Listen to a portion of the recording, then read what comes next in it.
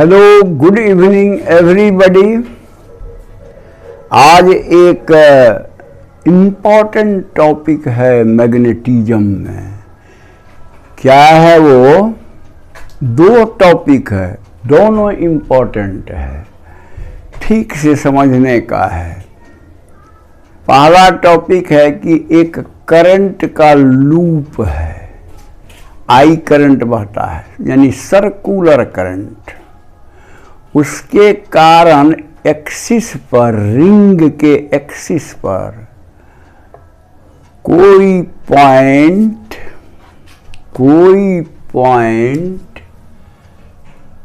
P है, P जहां निकालना है टोटल ये गोल मन सर्कुलर करंट के कारण मैग्नेटिक फील्ड पॉइंट पी पर। और दूसरा नंबर देखिए, वो पहला नंबर, ये दूसरा number, magnetic field due to finite current length. माने इनफाइनाइट करंट लेंथ नहीं होना चाहिए, फाइनाइट। मान लीजिए ए बी एक फाइनाइट लेंथ है स्ट्रेट वायर का, उस होके करंट आई मान लीजिए बह रहा है, तो इसके कारण पॉइंट पी पर क्या मैग्नेटिक फील्ड होगा। ये दोनों पॉइंट को आप, दोनों टॉपिक को आप अच्छी तरह से समझ लीजिए तो न्यूमेरिकल में भी काफ़ी मदद मिलेगी। अच्छा, सबसे पहले मैं इस टॉपिक को लेता हूँ। इसमें ये समझाना चाहता हूँ कि फोटो जो है कैसे है, उसको आप कंफ्यूज मत कीजिए। ठीक से देखिए, रिंग ऐसा है, ऐसा यानी करंट ऐसे बह के ऐसे आता है और उसके एक्सिस पर, सर्कुलर एक्सिस के पॉइंट पी है, वहाँ निकालना है। इसीलिए मैंने यहाँ दिया है, देखिए करंट इधर। मैंने कहने का मतलब रिंग तो है ऐसा, उसको मैं थोड़ा ऐसा टिल्ट करके दिखाया हूँ, ऐसा आप समझिए, इसीलिए ऐसा बुझा रहा है।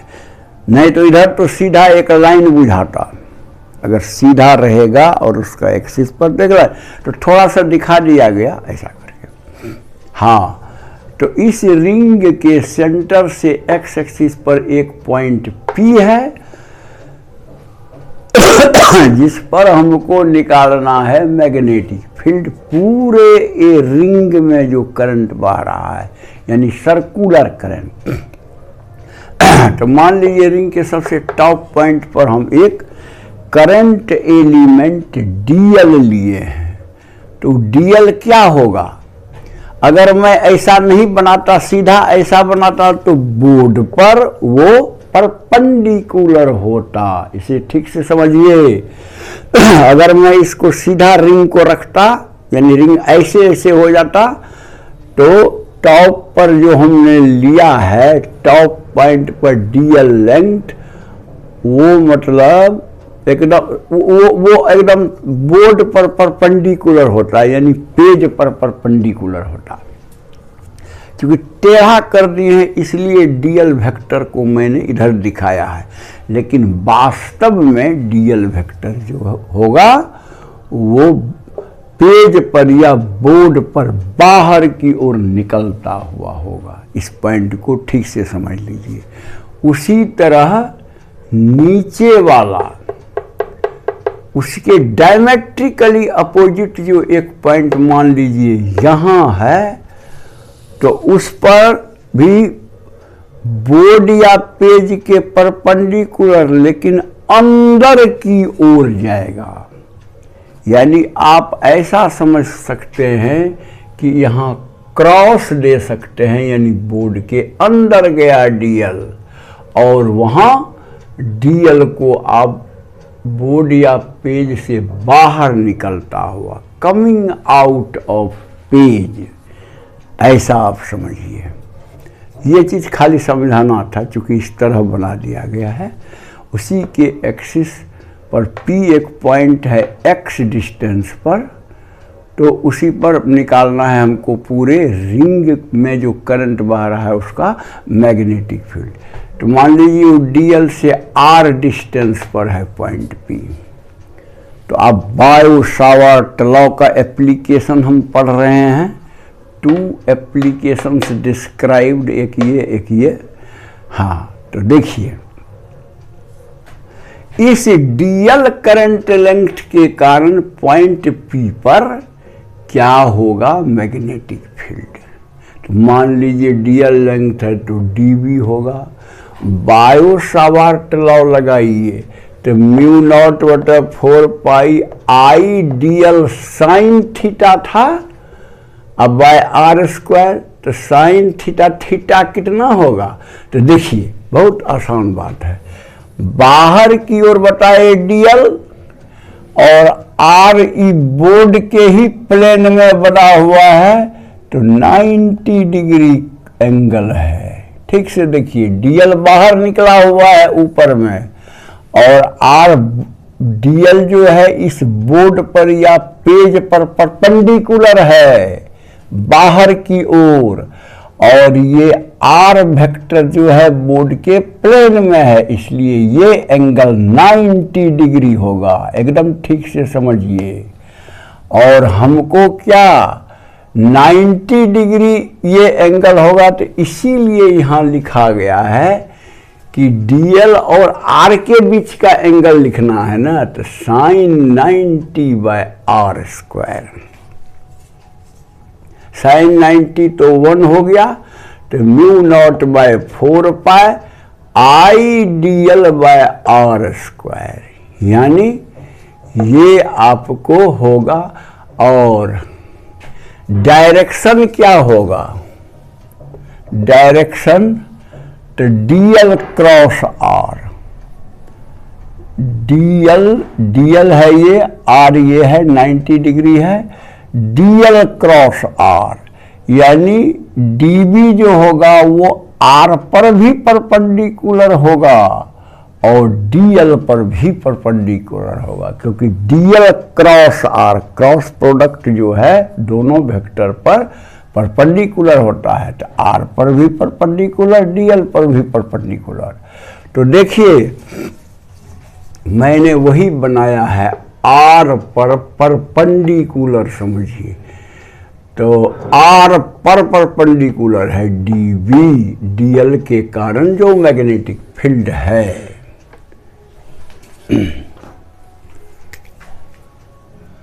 मिटा जाता है।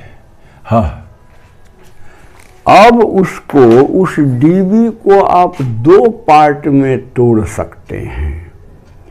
एक अलोंग द एक्सिस, अगर ये एंगल थीटा है तो डीबी कॉस थीटा होगा कंपोनेंट अलोंग द एक्सिस, और डीबी साइन थीटा होगा perpendicular to the axis. DB का 2 टुकड़ा मैंने कर दिया, एक अलोंग द एक्सिस, एक परपेंडिकुलर टू द एक्सिस। अच्छा, अब एक और बात विचार कीजिए। इस पॉइंट के अपोजिट जो ये पॉइंट था, तो इस ई भी आर ही होगा, इसके कारण क्या होगा, बिल्कुल उतना थीटा एंगल बनाते हुए इधर होगा डीबी। इसके कारण, क्योंकि यहाँ तो करंट का डायरेक्शन उल्टा हो जाता है, उससे निकलता है, इससे जाता है, उसी के कारण मैग्नेटिक फील्ड ऊपर वाला पॉइंट का उधर हुआ और नीचे वाला पॉइंट का इस आर पर उतना ही एंगल बनाते हुए, यानी थीटा बनाते हुए इधर होगा। उसको भी आप 2 कंपोनेंट में तोड़िएगा तो DB cos theta component along the axis उसका भी होगा, लेकिन डीबी साइन थीटा कंपोनेंट एकदम अपोजिट होगा। इस तो अपोजिट और इक्वल है, तो डीबी साइन थीटा कंपोनेंट एक दूसरे को कैंसिल कर देगा। हर एक डायमेट्रिकली अपोजिट पॉइंट, यहाँ उसके अपोजिट, यहाँ उसके अपोजिट। तो कहने का मतलब डीबी साइन थीटा कंपोनेंट नहीं रहेगा, ओनली हमको डीबी कॉस थीटा, सब पॉइंट का dB cos theta along the axis होगा, वैसे ही साइन थीटा आपस में ये कैंसिल कर देगा इक्वल एंड अपोजिट रहने के कारण। तो अब हमारा जो है टोटल मैग्नेटिक फील्ड कैसे निकलेगा, तो टोटल मैग्नेटिक फील्ड क्या होगा, इंटीग्रेशन खाली डीबी नहीं करेंगे बल्कि डीबी कॉस थीटा ही सिर्फ करेंगे, क्योंकि कॉस थीटा ही कंपोनेंट बचता है, इसलिए b equal to integration DB cos theta. DB का वैल्यू उठा के यहां से डाल दीजिए, म्यू नॉट बटे by 4 pi I D L R square. Cos theta जरा फोटो से देख के देखिए तो कॉस थीटा क्या होगा, देखिए ये थीटा, कैसे ये थीटा, अगर ये थीटा है, पहले माने हैं डीबी को, ये एंगल थीटा, तो ये एंगल होगा 90 माइनस थीटा, और ये होगा थीटा, और ये होगा 90 माइनस थीटा, ये हो जाएगा थीटा। यानी ज्योमेट्री से आप ये दिखा सकते हैं कि वो अगर थीटा डीबी बनाता है एक्सिस से, तो ये भी थीटा होगा। हाँ, तो आप कॉस थीटा का वैल्यू देखिए तो cos theta equal to R capital by small R. इस राइट एंगल ट्रायंगल में देखिए, ये हो गया थीटा के लिए बेस, ये हो गया परपेंडिकुलर, ये हो गया हाइपोटेन्यूज। तो cos theta equal to R by R, तो इसीलिए देखिए आर बाय आर लिखा गया है। डीबी के बदले तो वो लिख दिया गया है इतना, और कॉस थीटा के बदले आर बाय आर। हाँ, अब देखिए जो जो कांस्टेंट है बाहर निकालिए, तो म्यू नॉट आई बाय 4 पाई और ऊपर में आर, उसको तो बाहर आएगा ही, आर तो इसका रेडियस है, कांस्टेंटे होगा, वो बदलता नहीं है। स्मॉल आर भी कांस्टेंट है इस केस के लिए। कहिएगा सो कैसे, तो देखिए स्मॉल आर क्या है, माने सरकमफेरेंस से उस पॉइंट की दूरी। कोई भी करंट एलिमेंट आप डीएल लीजिएगा तो सरकमफेरेंस पर भी ही होगा, और सब का डिस्टेंस आर ए होगा, आर ही होगा पॉइंट पी से, इसीलिए आर इज कांस्टेंट। इसीलिए आर क्यू को भी बाहर निकाल लीजिए, निकाल लिए। अंदर में आर स्क्वायर इंटू आर को आर क्यूब कर रहे हैं, तो अंदर में सिर्फ बच गया डीएल का इंटीग्रेशन। डीएल का इंटीग्रेशन क्या, सरकमफेरेंस ऑफ द सर्किल, क्योंकि डीएल तो सर्किल के सरकमफेरेंस पर ही न लिया गया है वो एलिमेंट। तो कहने का मतलब इंटीग्रेशन डीएल का मतलब पूरा सरकमफेरेंस। तो ये लिख दिए यहाँ, और इंटीग्रेशन डीएल को क्या लिखेंगे, सरकमफेरेंस ऑफ द सर्किल यानी 2 पाई आर। इस सब को जो कटता है काट के आएगा mu naught I R square by 2 R cube, 2 R cube. अब और थोड़ा सुधार के लिखिए, आर तार तो हमें मालूम नहीं है, हमें तो एक्स और ये आर मालूम है। तो देखिए इसी के टर्म में उस आर को, तो आर क्या होगा, R square plus X square का रूट ओवर यानी पावर 1/2, उसका क्यूब कर दीजिएगा तो पावर 3/2। इसीलिए देखिए mu naught I R square by 2 तो यहां लिख दिए हैं, और 1/r³ को लिख दिए R square plus X square whole to the power 3/2, क्योंकि r जो है वह है R square plus X square power 1/2 यानी रूट ओवर, और उसको क्यूब करेंगे तो 3/2, इसीलिए ऐसा लिखा गया है। इसलिए आपका फार्मूला आ गया कि total magnetic field point P पर due to circular current ring is equal to μ0 I r²/2 r² plus x² whole to the power 3/2। Box कर दीजिए। इसका थोड़ा स्पेशल केस देख लीजिए। अब है कि ऐसा करंट I वहे r रेडियस वाले सर्कुलर वायर में, तो सेंटर पर कितना होगा मैग्नेटिक फील्ड? तो सेंटर पर इसी फार्मूला का स्पेशल केस है। x = 0 कर दीजिएगा तो सेंटर पर न पॉइंट P चला आएगा। तो इसके लिए x जैसे ही आप 0 करिएगा तो हो जाएगा r² whole to the power 3/2, 2 में 2 कट गया, r³ हो गया, कैपिटल R³ x जैसे 0 हुआ, और ऊपर में है r²। तो r³ और r² को काटिएगा तो नीचे में r बचेगा, यानी B = μ0 I/2r। ख्याल भी रखिए, सर्कुलर करंट के सेंटर पर जो मैग्नेटिक फील्ड होता है μ0 I/2r होता है, क्योंकि यहाँ x = 0 है। तो जनरल इक्वेशन है ना, इसमें x 0 रखिए, जो वैल्यू आएगा वही सेंटर पर मैग्नेटिक फील्ड होगा। अच्छा, अब दूसरा एक और केस है कि x बहुत दूर हो, यानी पॉइंट P जो है बहुत दूर हो एक्सिस पर ही, लेकिन बहुत दूर हो, तब बताइए इस सर्कुलर करंट के कारण कितना मैग्नेटिक फील्ड होगा। तो देखिए ठीक से, यानी उस कंडीशन को हम लिख सकते हैं कि x बहुत बड़ा है r से, x is much greater than r।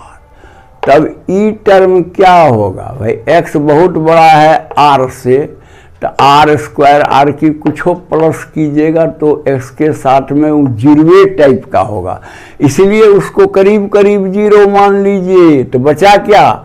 x² power 3/2, 2 में 2 कट गया, यानी करीब करीब x³ ये आया टोटल, देख लीजिए।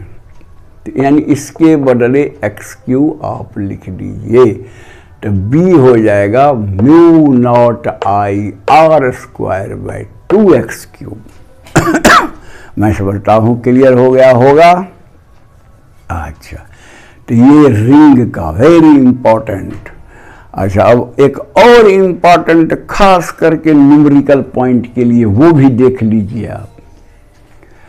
Magnetic field due to finite current length. Finite current length का मतलब क्या? कि करंट लेंथ इनफाइनाइट ना हो, यानी तार इनफाइनाइट जा रहा है, उसके कारण निकालना है ये मैग्नेटिक फील्ड। तो वो केस आगे हम लोग डील करेंगे एम्पियर्स लॉ में, वैसा ही करेंगे। उससे एम्पियर्स लॉ से आसानी तुरंत निकल जाता है। अच्छा देखिए, पहले करंट, मान लीजिए यही करंट लेंथ है, इसी का मतलब जो आपको इसी के कारण मान लीजिए पॉइंट P यहाँ है, तो उस पर मैग्नेटिक फील्ड निकालना है। तो देखिए, तो वही करंट लेंथ AB लिए I करंट मान लीजिए उसमें बह रहा है, R डिस्टेंस पर एक पॉइंट P है।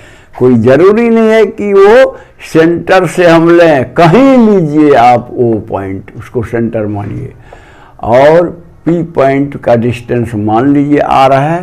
तो ये करंट लेंथ जो है, करंट लेंथ AB, उसके कारण पॉइंट P पर क्या होगा मैग्नेटिक फील्ड। तो देखा जाए, इसको मिला दीजिए, इसको मिला दीजिए, इसको मिला दीजिए, मान लीजिए ये एंगल θ1 हुआ, ये एंगल θ2 हुआ। अच्छा, अब आप x डिस्टेंस पर एक dx करंट एलिमेंट लीजिए, x डिस्टेंस पर dx करंट एलिमेंट लीजिए, और उसको मिलाइए तो मान लीजिए वो एंगल थीटा बनाता है। इससे थीटा, वो आर मानिए उसको, उसमें जो थी में ये बायो-सावर्ट लॉ में आर जिसको मानते हैं वही आर हुआ कि इस करंट लेंथ के कारण आर डिस्टेंस पर जो पॉइंट पी है उस पर मैग्नेटिक फील्ड निकालिए। खाली dx के कारण, dx करंट लेंथ के कारण पॉइंट P पर मैग्नेटिक फील्ड निकालिए और उसके बाद dx को इंटीग्रेशन कर लीजिए a to b, तो टोटल मतलब जो लेंथ का के कारण मैग्नेटिक फील्ड पॉइंट P पर निकल जाएगा। हाँ, तो बायो-सावर्ट लॉ में dl क्रॉस r होता है। dl यहाँ dx समझिए और r तो ये समझिए, दोनों के बीच क्रॉस है तो यानी थीटा जानना जरूरी है। तो देखिए अगर ये एंगल मैंने थीटा माना है तो ये हो गया 90 माइनस थीटा, तो ये हो गया 90 प्लस थीटा। दोनों थीटा थीटा कट के 180 होता है ना टोटल, तो ये एंगल थीटा मानते हैं तो ये हो गया 90 माइनस थीटा और ये एंगल हो गया 90 प्लस थीटा। इसलिए अलग से हम स्पष्ट करके लिख दिए हैं क्योंकि उसका जरूरत पड़ेगा बायो-सावर्ट लॉ में। हाँ, तो अब देखिए, अब इस करंट लेंथ dx के कारण r डिस्टेंस पर जो पॉइंट P है, बायो-सावर्ट लॉ लगा के निकालिए मैग्नेटिक फील्ड। मान लीजिए dB होगा, लगाइए म्यू नॉट बटे 4 पाई आई dl नहीं dx लिखिए, आई dx साइन 90 प्लस थीटा, क्योंकि आपको r और dx के बीच 90 प्लस थीटा एंगल है। 90 sine 90 plus theta divided by R square. इसको लिखिए mu naught I dx sine 90 plus theta हो गया cos theta divided by 4 pi R square. फिर आ गया ये आर स्क्वायर छोटा, तो देखिए आर स्क्वायर क्या होगा, तो R square plus X square. तो इसलिए इस छोटे आर स्क्वायर को उस ट्रायंगल से लिख दीजिए R square plus X square. Okay, ये तो हुआ dB। और b कितना होगा, तो इंटीग्रेशन dB कहाँ से कहाँ तक ठीक कीजिएगा इंटीग्रेट, तो यहाँ से लेके यहाँ तक कीजिएगा तब न निकलेगा। यहाँ है एंगल कितना, माइनस θ1। माइनस क्यों, तो इसको रेफरेंस एक्सिस मानिए, इससे जो इधर एंगल होगा वो माइनस और इधर जो एंगल होगा वो प्लस।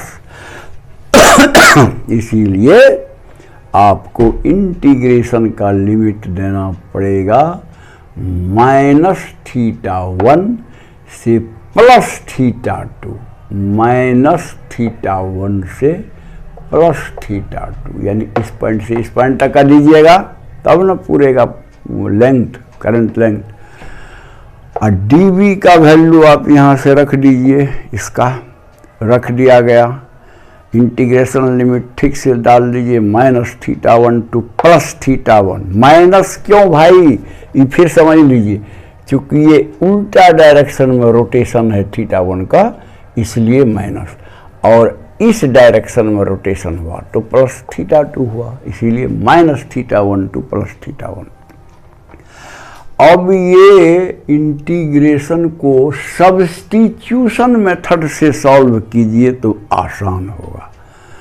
तो इसके लिए x को, यानी हम सब चीज़ को थीटा में बदलना चाहते हैं, साइन थीटा कॉस थीटा जो थीटा हो, तो x कितना है यहाँ देखिए फोटो में, ये यहाँ x है, ये x बराबर होगा r टेन थीटा, इसीलिए वही माने x बराबर r टेन थीटा मानिए।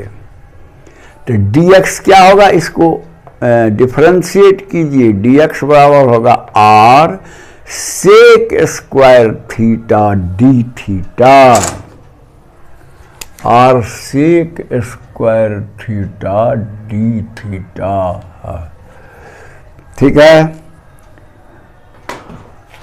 तब b को लिखिए, क्योंकि x को हटाना पड़ेगा ना हमको, तब ना हम x dx सबको हटाना पड़ेगा, इसलिए ये सब्स्टिट्यूशन ऐसा किए वो फोटो ही देख करके।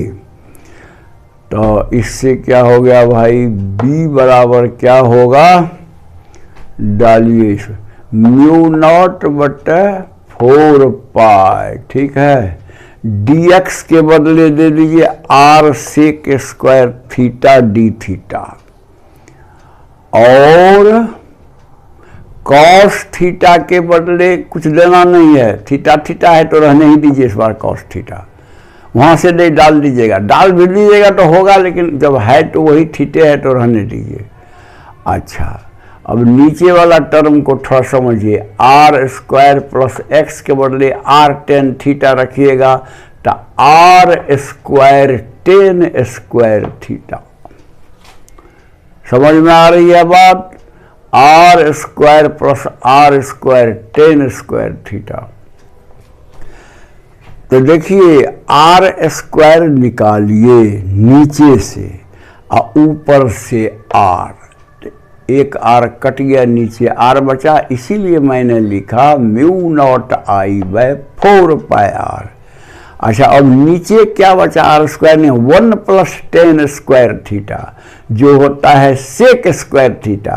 तो नीचे का सेक स्क्वायर थीटा ऊपर के सेक स्क्वायर थीटा से कट गया, खाली बचा cos theta D theta, cos theta D theta, और limit minus theta 1 to plus theta 2।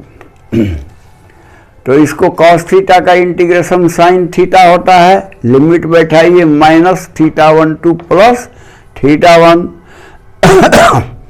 इसको सॉल्व कर दीजिए, साइन थीटा टू माइनस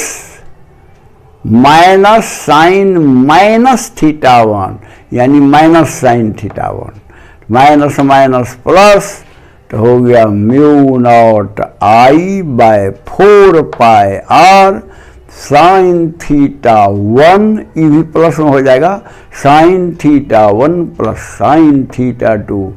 इसलिए अब एकदम फाइनल फार्मूला लिख दीजिए, b equal to mu naught I by 4 pi R sine theta 1 plus sine theta 2। बस ये कर दीजिए। ये बड़ा इंपॉर्टेंट मतलब डिराइवेशन है न्यूमेरिकल के लिए। अब देखिए एक ठो खाली स्पेशल केस बताते हैं, बहुत उसमें स्पेशल केस बन सकता है, कभी थीटा 10 तो कभी थीटा 190, हाँ कभी थीटा 20 तो कभी थीटा 290, कभी दोनों 90। तो कहने का मतलब डिफरेंट स्पेशल केस बनेगा और आपको न्यूमेरिकल में उसका जरूरत पड़ेगा। तो देखिए मान लीजिए थीटा 1 और थीटा 2 90 डिग्री अगर हो तो क्या होगा, साइन थीटा 1 माने साइन 90 यानी 1, साइन थीटा 2 माने साइन 90 यानी 1, यानी 1 प्लस 1 इक्वल टू 2 हो जाएगा, और 2 4 से कट के 2 पाई आर नीचे हो जाएगा, यानी mu naught I by 2 pi R. हाँ, इसके बारे में मैं कहना चाहता हूँ कि b is equal to mu naught I by 2 pi R कब आता है, जब ये थीटा 1 और थीटा 2 90 हो। इसका क्या मतलब है, थीटा 1 कब 90 होगा, जब ये एकदम ये चला जाए इन्फिनिटी लेंथ बायां साइड। थीटा 2 भी कब 90 डिग्री होगा, जब ये लेंथ एकदम इन्फिनिटी चला जाए, तब 90 डिग्री होगा वो। और ये यानी ये चीज जो है किस कंडीशन के लिए है कि इनफाइनाइट स्ट्रेट वायर होके करंट बह रहा है, तब आप आर डिस्टेंस पर निकालिए मैग्नेटिक फील्ड, जिसका फार्मूला ये होगा। तो आगे आप देखिएगा जब एम्पियर्स लॉ से हम लोग निकालेंगे इनफाइनाइटली करंट लेंथ जो होगा, उसके कारण किसी पॉइंट पर मैग्नेटिक फील्ड, एम्पियर्स लॉ लगाएंगे, यही रिजल्ट आएगा जो बायो सावर्ट लॉ का स्पेशल कंडीशन में दिखाया गया है। तो मैं समझता हूँ कि आप लोगों को समझ में आ गया होगा। थोड़ा सा बढ़िया से स्टडी कर लीजिएगा, वीडियो देख लीजिएगा, तो एकदम क्लियर रहेगा ये बात, और बड़ा इम्पोर्टेंट है ये दोनों।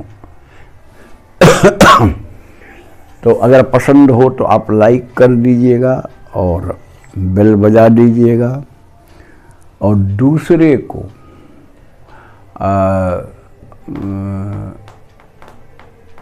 ये अगर सब्सक्राइब नहीं किया, सब्सक्राइब करके बेल बजा दीजिएगा। दूसरे को मदद करना है तो व्हाट्सएप या फेसबुक वगैरह सबसे आप उसको भेज दीजिए, ताकि उनका भी चले स्टडी ठीक से। That's all, thank you.